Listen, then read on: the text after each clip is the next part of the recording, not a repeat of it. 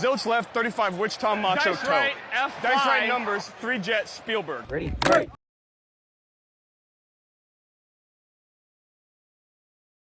All right, and welcome back to the Pre-Snap Pressure Podcast. This is episode 9. I'm Nick Colazzo. Of course, as always, joined by Ryan Shapiro. We're here after week 4 of the college football season. Conference play has started for pretty much all the conferences, right? We got everybody playing Yeah, at least everyone should be starting up. Yeah. a conference game yet. It's some big games over the last weekend. Some really crazy games that we were not expecting the results of. We'll get into that, into our top 5 and bottom 5, and let's go ahead and roll right into that. We're going to start with the bottom 5 again this week. Coming in at an honorable mention for the bottom 5 is this week's release of the AP poll, which especially Ryan had some disagreements with. I mean, yeah, we're gonna talk about that in a second, but Indiana destroyed your number 9 team and doesn't move into the top 10. I mean, you have Oklahoma jump 4 spots after beating the number 23, or was it number 22 team? 22, I believe, 23, but something like that. I think it was 22 because Mizzou was 23. So Oklahoma, after beating the number 22 team by 7 points, granted they dominated pretty much most of that game, but they win by 20, or they win by 7 points, and they go up 4 spots and receive a first place vote versus the team that just took out your number 9 team by 53.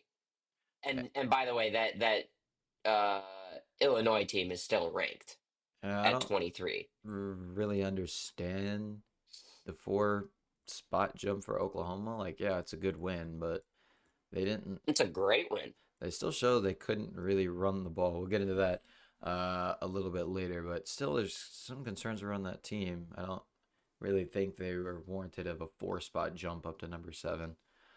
Anyways, moving on to number 5 of the bottom 5 is this week's brown paper bag of shame. It is being given to the Oklahoma State Cowboys, losing at home on Friday night to Tulsa.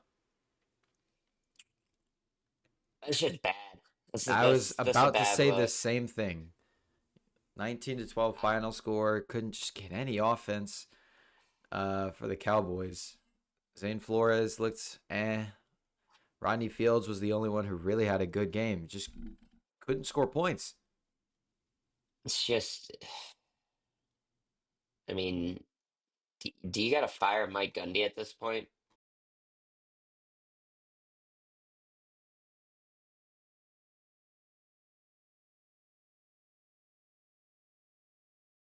Because It's that's 2 ugly losses in a row now. something to be considered, and it's coming off a disappointing year last year, so I don't Yeah, know what ground he has to stand on.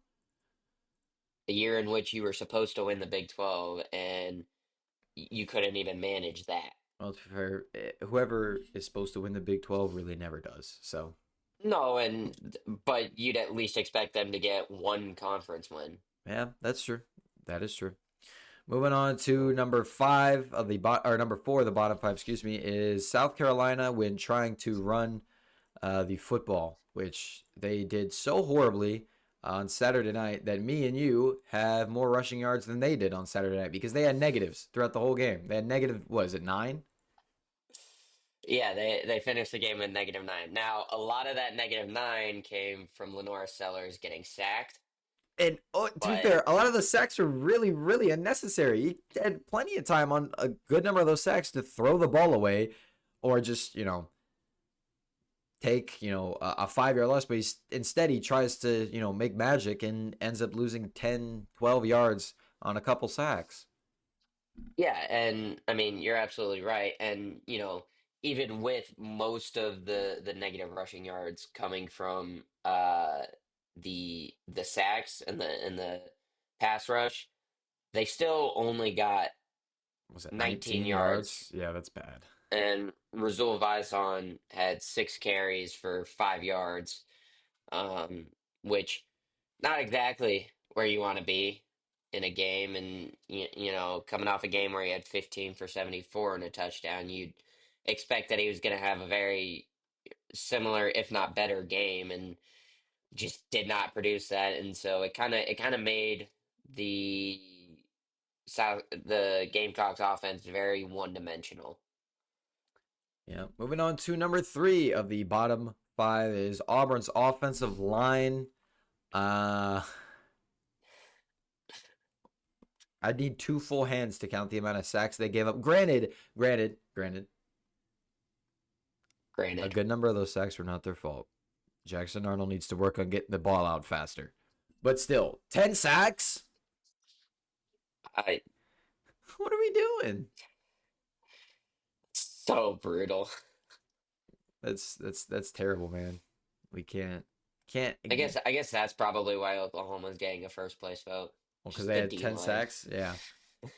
Yeah, we'll get into them a little bit later. Moving on to number 2 of the bottom 5 is Clemson for losing at home in embarrassing fashion to Syracuse. Clemson is 1-3 for the first time under Dabo Swinney.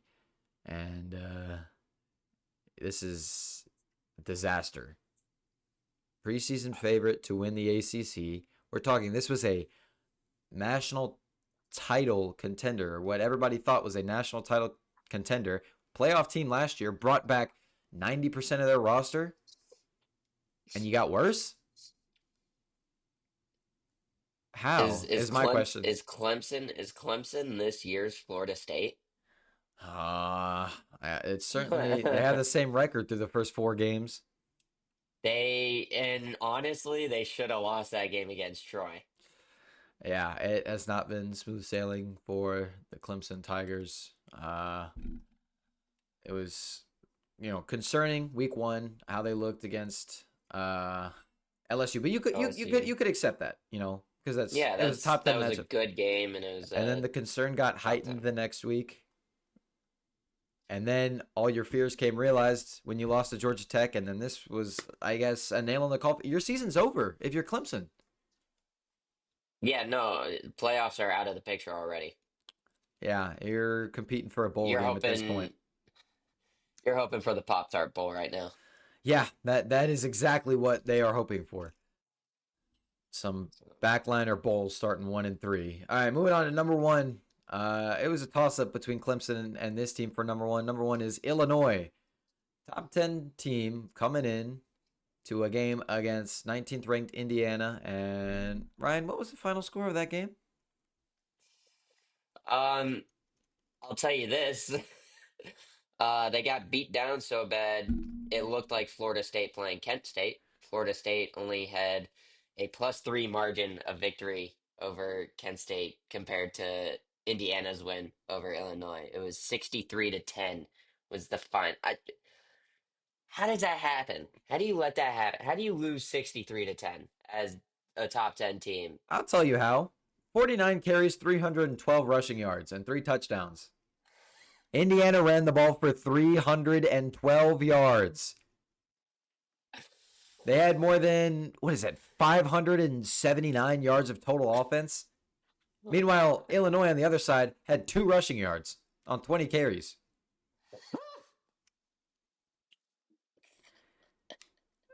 That's bad. That's really bad. They had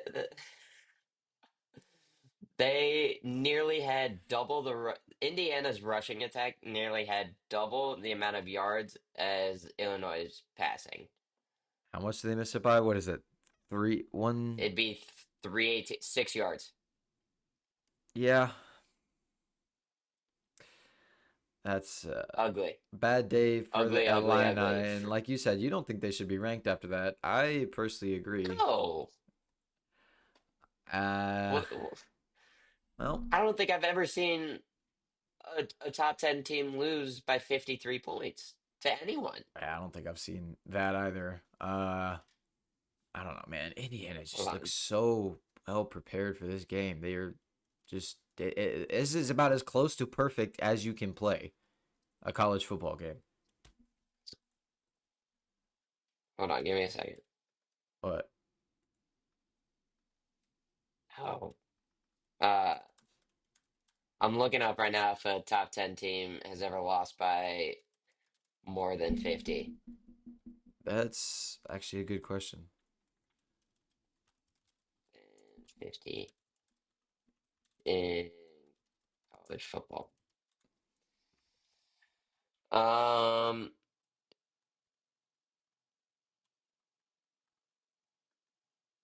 okay, so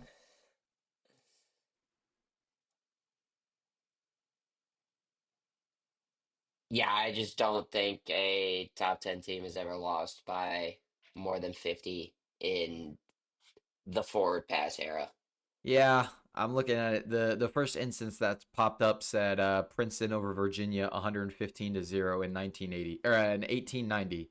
So Yeah, I've got the Georgia Tech Cumberland game that everyone knows 222. Yeah. to 0.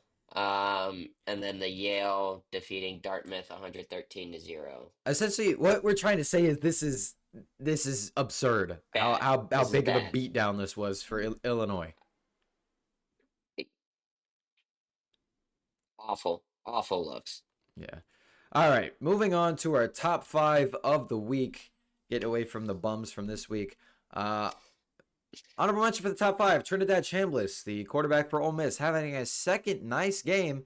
Coming in for the injured Austin Simmons. Is there a quarterback competition down there in Oxford? Chambliss has looked good through his first 2 starts, and Ole Miss just handled a pretty good Tulane team. Uh, I mean, I'm not saying no, there's not a quarterback competition. I mean, Simmons didn't look good against Kentucky. He's 13 of 24, 235, 2 interceptions, added on a rushing touchdown. Um, and then, I mean, Chambliss against Arkansas, like you said, he looked pretty good. He went 21 to 29, 350 and a touchdown, 60 rushing yards and 2 touchdowns. Honestly, I might just be starting Chambliss for the rest of the year because he's looked near perfect Yeah, man. in In his this 2 games. this game, he was responsible for a good 70% of their offense or something. Yeah, I mean, Yeah, he produced 400 yards yeah. out of 500. That's a pretty good day, don't you think? It's not bad. Yeah. All right, moving on into the top 5. At number 5 is Vanderbilt for extracting revenge over Georgia State after they upset them last year. Who, by the way, 2 weeks later would, or 2 weeks later, I believe, 3 weeks later would go on to beat number 1 Alabama. Yeah, they lost to I think it Georgia was State two last year, weeks. but Yeah, no, they got their revenge against Georgia State, hung 70 on them, and Vandy looks good, man. Really, yeah, they're really good. looking. They're looking like a scary team this year. They're looking, I've been on the Diego Pavia train. You love Um, Diego I'm Pavia. I'm big time fan. Dude, he plays the game cocky and he backs it up. He's a good quarterback, and you know what? If you're gonna talk smack and back it up, there is nothing that I can't say because I mean, beating the crap out of my team. Well, what can I say? Nothing. Literally nothing. Yeah. He gets So into it's the like. heads of his opponents very easily. Yeah, so and it works. It's like God, man, he's running for 15 yards and then he's like getting in your face. It's like, dude, shut up. He's the quarterback. You're gonna like this. He's the quarterback equivalent of C.J. Gardner Johnson. Yes. Oh my gosh, dude. You like that? No, because CJ Gardner Johnson sucks. Okay. Well, Um, anyways, moving on. every time he leaves Philly, just instantly talks trash about the city. I don't know, man.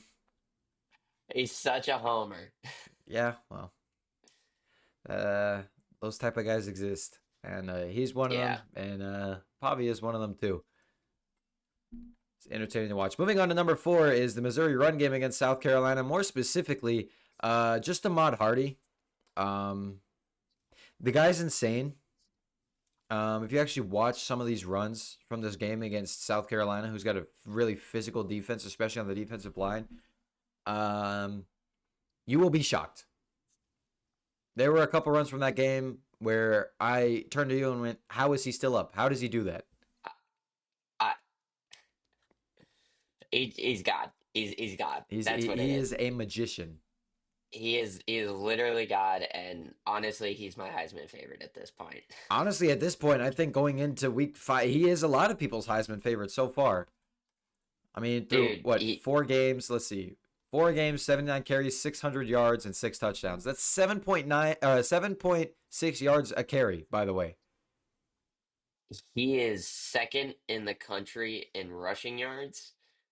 He is tied for fifth in rushing touchdowns.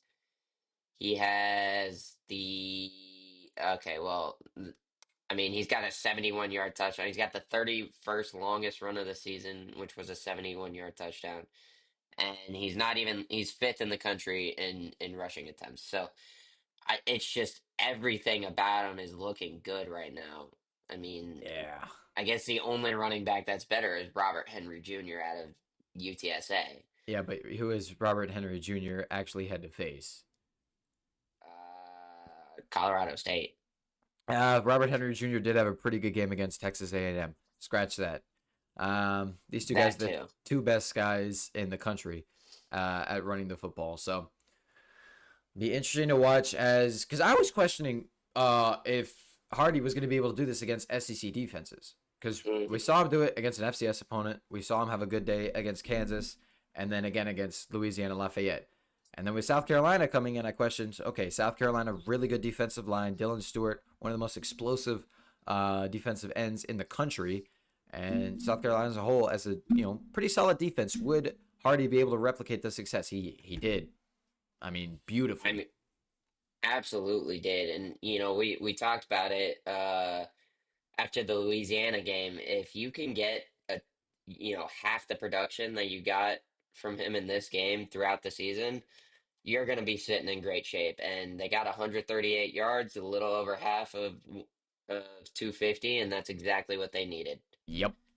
All right, moving on to number 3 is kind of what we talked about in the bottom 5. We talked about Auburn's O-line. Top 5, number 3 is Oklahoma's D-line for those 10 sacks. By the way, 7 of those came in the first half. They're without their best pass rusher in the first half. And they still got 7 sacks. R. Mason Thomas did not play the first half. That's terrifying to think about. That defense is a nightmare, dude. Yeah, I mean, Jada Jackson, 2.5 sacks. R. Mason Thomas got 2 sacks still. In a half, yeah. Oh my gosh. Taylor Wine, Robert Spears Jennings, or not Robert Spears, Grayson Halton and Owen Heineke a sack each, and then David Stone a sack, Kip Lewis half a sack, totaled for 9 sacks. Yeah, and I think they had one that was called back, I believe. That's like a phantom sack or something like that. So it's not officially a sack, but they did have, if you watch the game, they sacked the quarterback 10 times. Honestly, I might just go. They had more Oklahoma defense in general because I mean, yeah, Gentry Williams and Peyton Bowen both get a pair of PBUs. It's good looks. Their D-line racked up more yards on sacks, driving Auburn back than Oklahoma's offense did running the ball. Oklahoma's D-line drove back Auburn 36 yards from sacks. They only ran the ball for 35 yards. Yeah. That's crazy. I mean, absurd. Absurd. All right, moving on to number 2 is Texas Tech, and this was one of our big games from last week. And I'm just going to start off by saying, typically when your quarterback goes down in a very close game, you have some concerns. Baron Morton went down for the Red Raiders. Will Hammond got up, came right in, dominated. That's the only word I can use for that. 13 for 16, 169, 2 touchdowns. Dude looked sharp coming in off the bench, and he is part of the reason why the Red Raiders won so big and why they're up this high. 24 points in the fourth quarter for Texas Tech. Yeah, I mean, it was a good game, and then Will Hammond came in and ended the game. Yeah. It's just coming off, you got to think. Now, Will Hammond does have an advantage. With Baron Morton having his season cut short last year, Hammond did come in last year and get some playing time. So this wasn't an introduction for him into college football. He did get playing time last year as a redshirt freshman, and he looked not as rattled as you expect a freshman to be coming into a big game for his first action of college football. I think that helped him out a little bit. Yeah, no, I mean he looked really good for. I mean, and when a backup as a backup, like when you have to go in a close game, in a big time game, you're on the road, you're in Utah, which playing at an altitude is always a disadvantage for anyone. Uh, but to come in the way he did and just dominate Utah, who has a really good defense as well. They had held Texas Tech to 13 points uh, up until that point, or they had held It's 10, I think. Texas Tech to 10 points pretty much until he had come in. And I mean, they ran away with the game in the fourth quarter. Dude looked good. Texas Tech looks good. They move up the rankings after a big win over Utah. What are they up to now? 12th, I think? Yep, 12, 12th. Good week as for they them. should. Now, number one of the top five is, of course, Indiana. We just mentioned it. And the bottom five, Illinois, Indiana, about as perfect as you can play a game of college football. Yeah, I still don't believe it. I still don't believe that they won that game 63-10. There has to be something wrong with that. Kurt Signetti, look him up. He wins ball games. He won Yeah, this I one guess really so. big. Fernando Mendoza, 2 incompletions and 5 touchdowns. I That's a pretty good. I It's a pretty liked good recipe for success. I liked the addition of Mendoza from Cal replacing Curtis Rourke. Some people weren't as high on him as I think I was. I think today he showed that he was a really good fit for this Indiana team, and this Indiana team is looking really scary to compete in the Big Ten. Yeah. All right. So that concludes our top five and bottom five. We're going to move into our discussion points of this week. As the season moves on, seats get hotter. Which ones are starting to boil, Ryan? We already mentioned a couple. Dabo Sweeney, one of them. I mean, if you're Clemson, what do you like? You just didn't expect to be one. You were supposed to be 4-0 by this point. I mean, 3-1 at worst. Yeah, I mean, with your schedule, you thought, okay, first game, you could whatever happens there, it doesn't matter. I could still make the playoffs from there. But 1-3, with the one win It's, being a scary win over Troy. yeah, I think Dabo's seat is starting to boil. I think I mean, Napier's seed is the pot's about to boil over. Is what's going to happen there. That pot's been boiling. Um, Pittman, I feel like yeah, he Sam should be Pittman. on, he should be done this week. Yeah, I This just is 2 weeks they've shown that they cannot get the job done in the fourth quarter, or in the second half, late in these fourth quarter games. They just fall apart as a team, and we saw that against Memphis. And Memphis is a good football team. I personally believe it's between them, Tulane, and South Florida for the group of five playoff spot. But Arkansas had that game won. Essentially, all you had to do was just not give the ball away, and that's exactly what they did. yeah, I mean, yeah, no, they got the first down to win the game, and then it was a fumble. Yeah.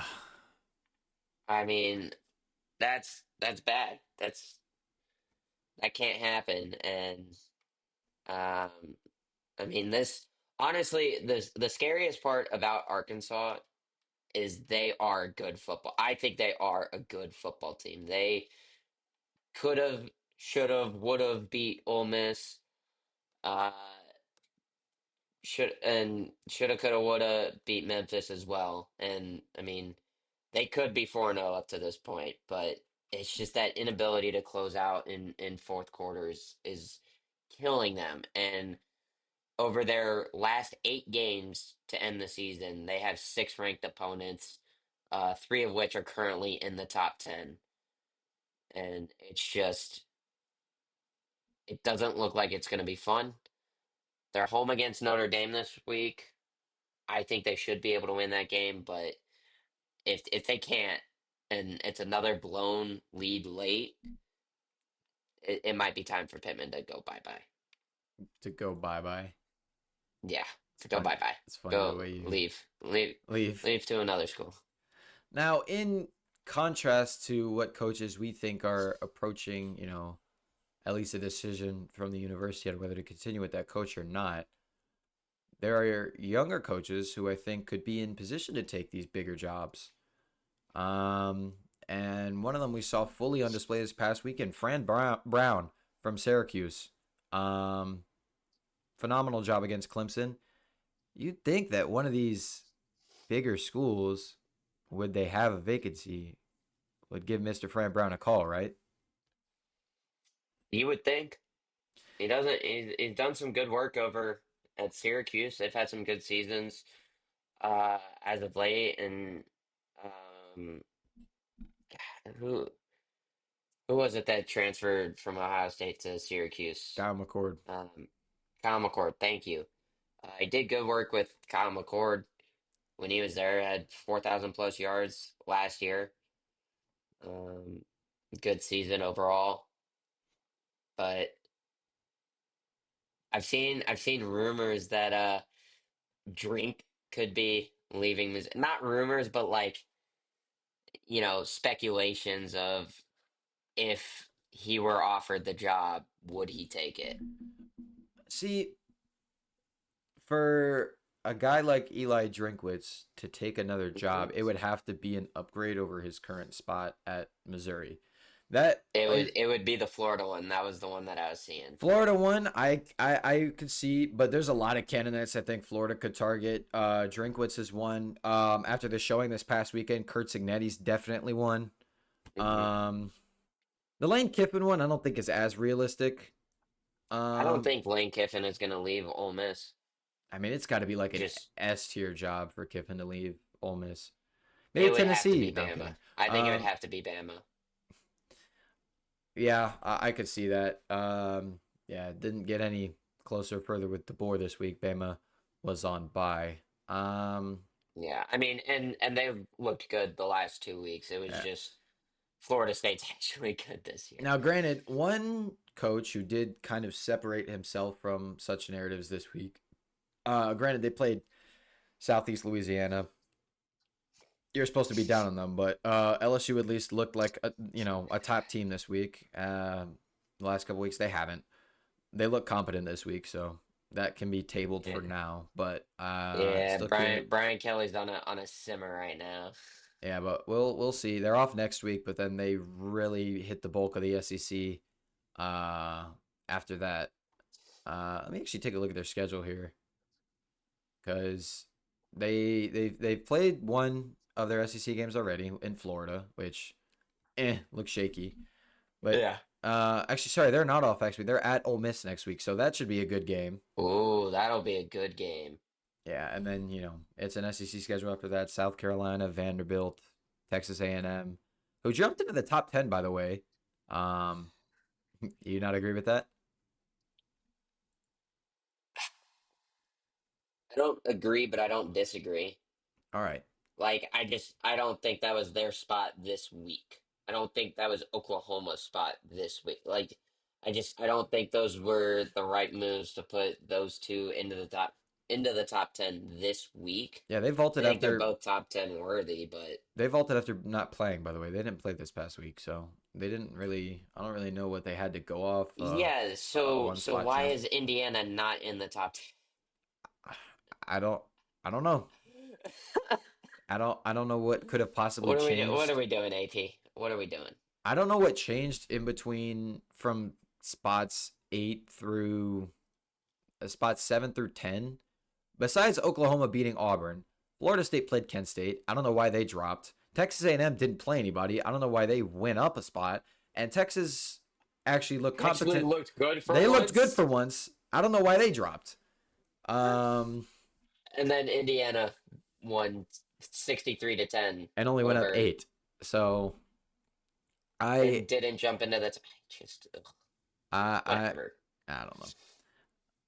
At the end of the day, the AP poll doesn't matter. The poll that matters is the one that comes out at the end of October. So Yup. this is useless in the grand scheme of the college football season, but it is fun and sometimes infuriating to talk about.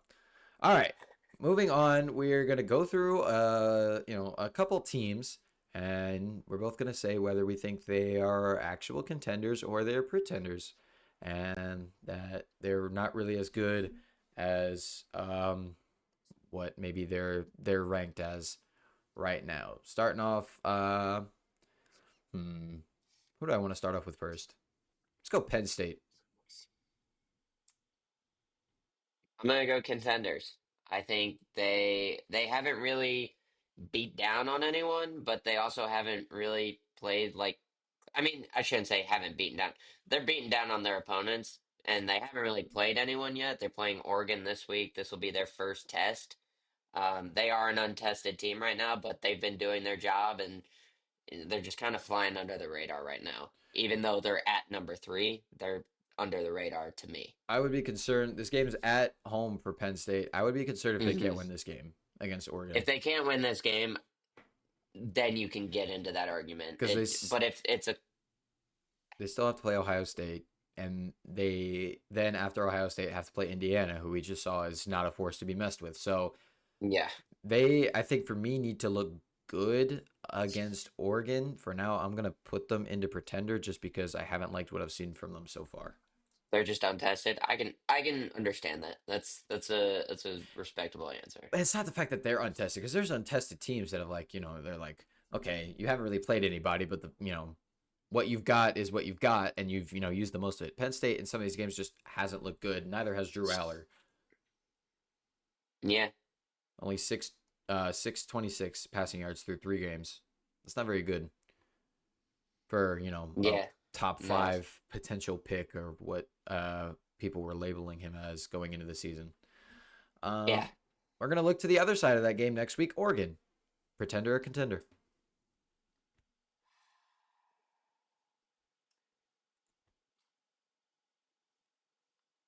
I don't know. I can't really say pretender. I don't think I can call them a pretender. I mean, you beat a Power Four opponent, whether it's Oklahoma State, Rutgers, or Virginia Tech, or Kentucky, but you beat them 69-3. I mean, that's just Mm, an absolute my concern with Oregon coming into the season was they lost their veteran quarterback to the NFL right. and bringing in a younger guy to replace him, who's only had 1 year of starting experience. And then Evan Stewart going down for the year was raising red Rest in flags. peace, my goat. Rest in peace. Um, it's funny that you said rest in peace. I just flashed my high school Uh-huh. logo. Yeah, okay. Anyways, Evan Stewart going down rose red flags for me because it's like, okay, whoa, your best offensive weapon just went down and you're bringing in a new quarterback. Is the offense going to look as good as it did? And they have. They've really actually looked like they haven't lost a single step.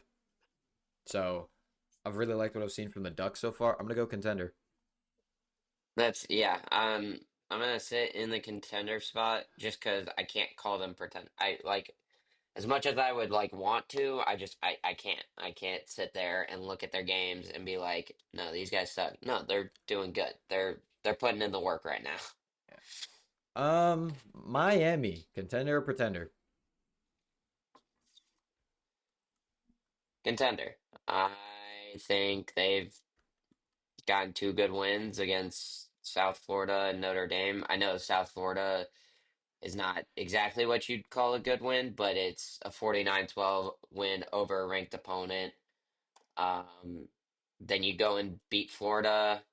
It's a little bit closer than you probably wanted it to be, but big test against Florida State will really tell everything we need to know next week. Um, Miami, their defense has looked about as good as, one could ask for a team with national championship aspirations. Their defense has looked really good. Their offense at some points has looked really efficient. I just would like to see more consistency out of them. This game against Florida is a prime example. Yeah, They no, didn't I they know didn't throw exactly the what you ball mean. particularly well. Granted, Florida themselves has a good defense, but 17 for 30 for 160, no touchdowns and an interception for Carson Beck. That's not national title worthy of a line. You know, if you're No. gonna truly compete for national title, you got to be better than that.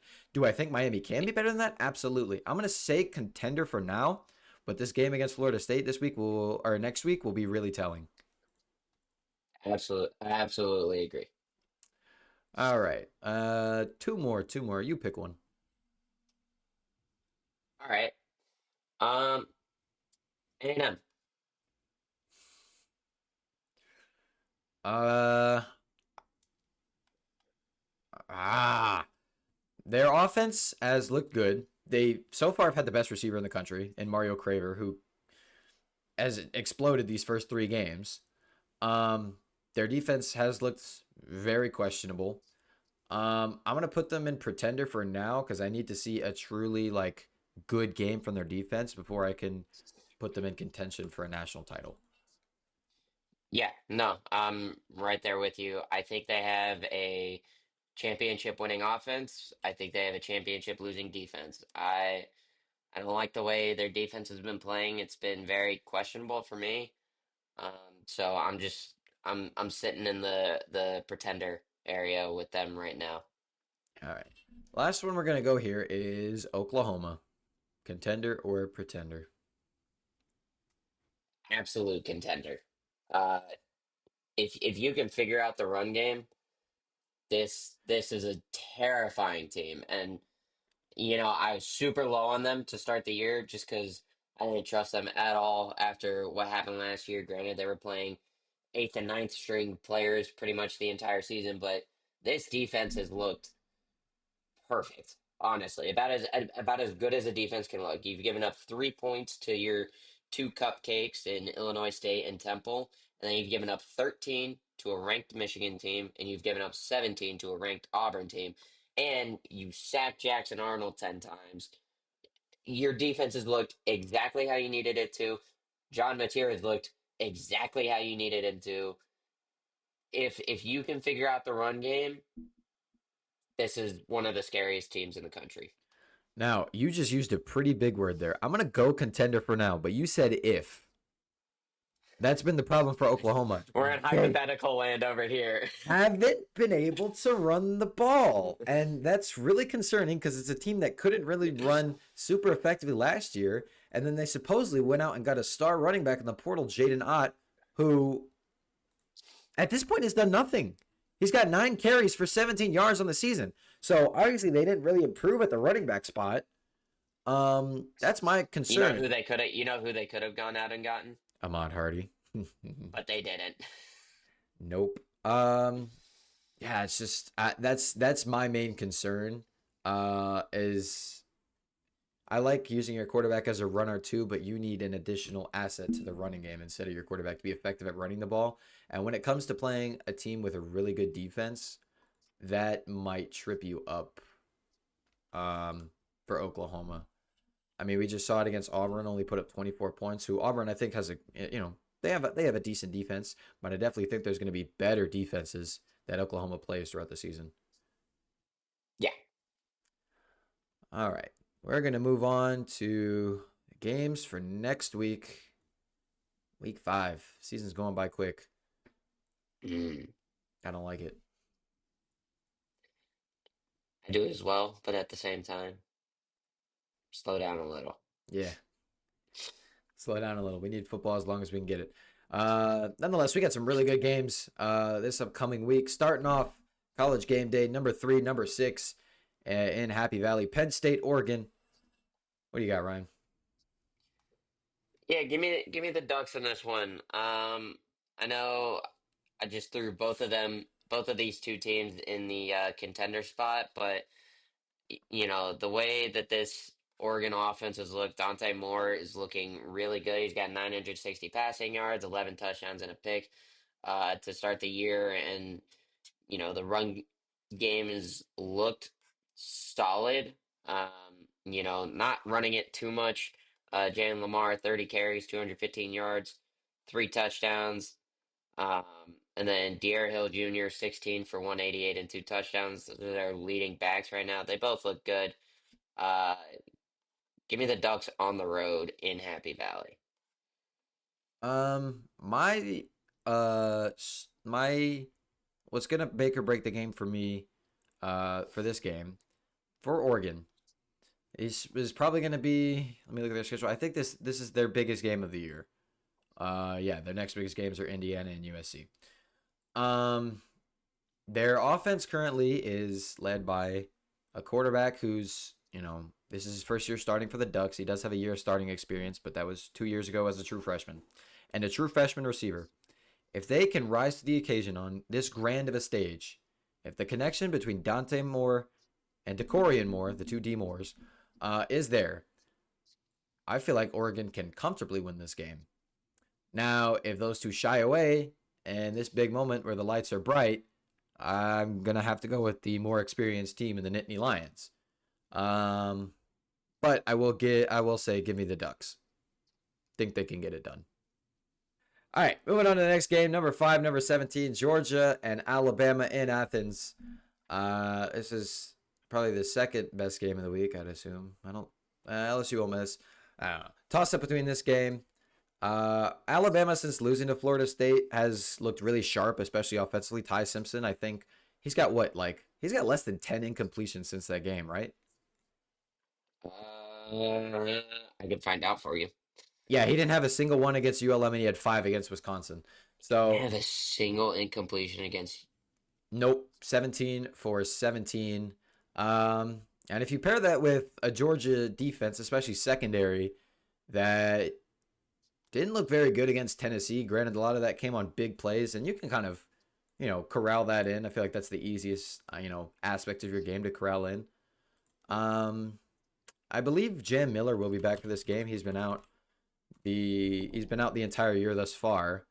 Yeah, there hasn't That really. could be a big time get back. That would be a really good get back for Alabama if they can get Jam Miller back. They've survived in the running game thus far. But Miller by far their lead back. Georgia, on the other hand, also coming off a bye. Offense looked sharp against Tennessee. It's what, Georgia fans were waiting for. As I just mentioned, though, the secondary looked very questionable. I think that's what it's going to come down to this game is, can Georgia's secondary keep everything in front of them? I think yes. I will explain why after you make your pick. Yeah, no, I am gonna take Georgia in this game. They barely lost last year on the road in Tuscaloosa. And Gunnar Stockton and Ty Simpson have about the same completion percentage, so the accuracy really isn't the thing in question for me this game. It's just gonna be what's the offense gonna look like? Is it gonna look like the receiver screens that we've come to know and love about the Georgia Bulldogs, or is it going to be the fake screens throwing it down the field, or flood routes, or more deep route concepts to get Gunner Stockton more confidence, and then make your offense more two dimensional and get Nate Frazier the ball more as well. Back to what I was saying about the secondary. I really like what Ryan just said. By the way, back to what I said about the secondary. The game against Tennessee was the first time I've ever seen Kirby at least kind of bend the knee a little bit to what the opposing team was doing. Especially with the secondary. Georgia, while they sub a lot on the defensive front, they don't sub the secondary that often. They like to keep their 4 or 5 guys back there. During Tennessee, they were subbing a lot because Tennessee was going really, really fast with the hurry up and trying to slow them, tire the Georgia defense out. So as a response to that, Georgia was subbing in corners in and out. And I feel like that got those corners out of a groove just a little bit. We saw the corners that were affected the most were Daniel Harris and Ellis Robinson, 2 guys that were swapping in and out. They were the guys who got beat with the deep balls. I feel like if Georgia can settle back in and get back to what they do on defense, which is we're going to put pressure on you and our guys are better than your guys, so we're going to go out and make plays. I feel like their defense can settle a bit more down this game. If that happens, give me the Dogs. All right. I don't think you made your pick. Yeah, I did. I said give me Georgia. Okay, well, there you go. Give him Georgia. All Give right. me, give me Bama. All right. Next game, LSU Ole Miss. Another good. Hold on. Let me just pull the Pat McAfee. Next game, You, LSU Ole Miss. Another good game in the SEC. Ole Miss has looked good these past 2 weeks. LSU's looked good last week, but these teams have both had a lot of question marks around them. yeah, I think LSU's defense is gonna show its experience here. Um, against Ole Miss. I know we were just talking very highly of Chambliss just a couple minutes ago, and I'm not doubting him in the slightest bit. I mean, I'm gonna doubt him a little bit, but I think he's been playing very well. I think he's an exciting quarterback to watch, and it's a cool storyline to follow. But I think LSU is going to show their experience, show their age a little bit in this game, especially Whit Weeks. He's a very smart player. He's a very good linebacker, You love Whit Weeks, and man. I'm a big fan of Whit Weeks. I think the fact that they have three brothers on the same team, I think that's awesome, and I'm here for it. Um, and I mean, I think Whit Weeks is just a good player, but that's me. But I I don't think Cham Chambliss is gonna do wonderful things against this LSU defense. They shut down DJ Lagway, who, granted, has looked really bad. He threw 5 picks and looked awful in that game against LSU. So I think the Tigers are taking this one. It is in Oxford, but I think LSU can handle this one. They got a little bit of momentum offensively. They just need to start finding that rhythm a bit more. Um, for me, it comes down to how efficient Garrett Nussmeier can be as a veteran quarterback. Um, this Ole Miss defense has some, questionable aspects to it. We've seen them in giving up, good chunks of scoring to Arkansas and Kentucky. So, with how talented this LSU offense is, can Nussmeier, as the quarterback and head of this offense, take advantage of it? From what I saw, he looked a lot more comfortable last week. He can use that to kind of establish a groove. I think, let me double check this here. 6, 7, 8, 9, 10, 11, 12, 13. He got the ball to 13 different receivers, LSU did on offense last week. Um, that's incredible. I feel like if you could do half of that this week against Ole Miss, you're looking pretty good on offense. And then, yeah, as Ryan just said, your defense is incredible. Let them do the work for you. Yeah, no, Uh, just find a rhythm. yeah, offensively, that's been just the biggest issue for LSU. We know how good they are. We know how good the receivers are. We know how good the quarterback is. They just need to put it all together in one game.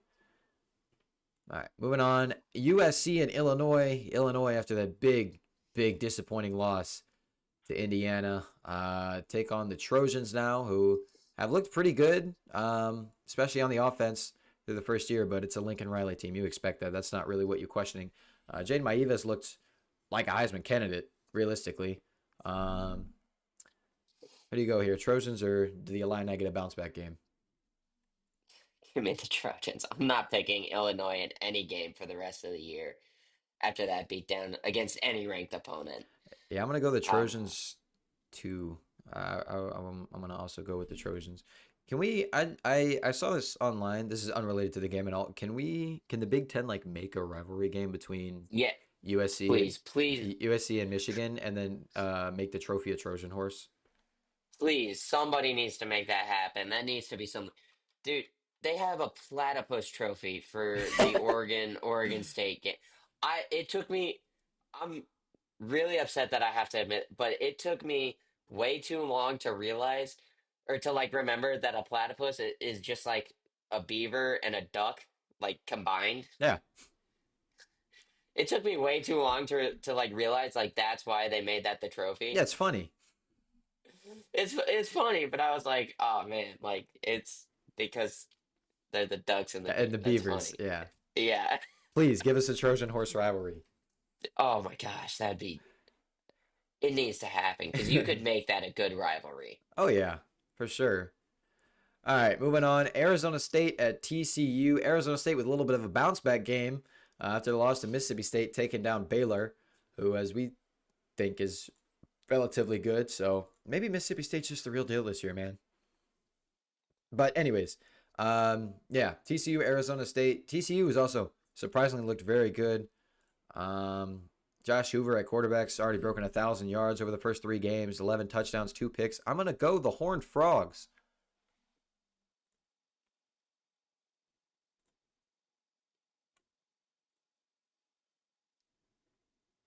Are you Brian? done?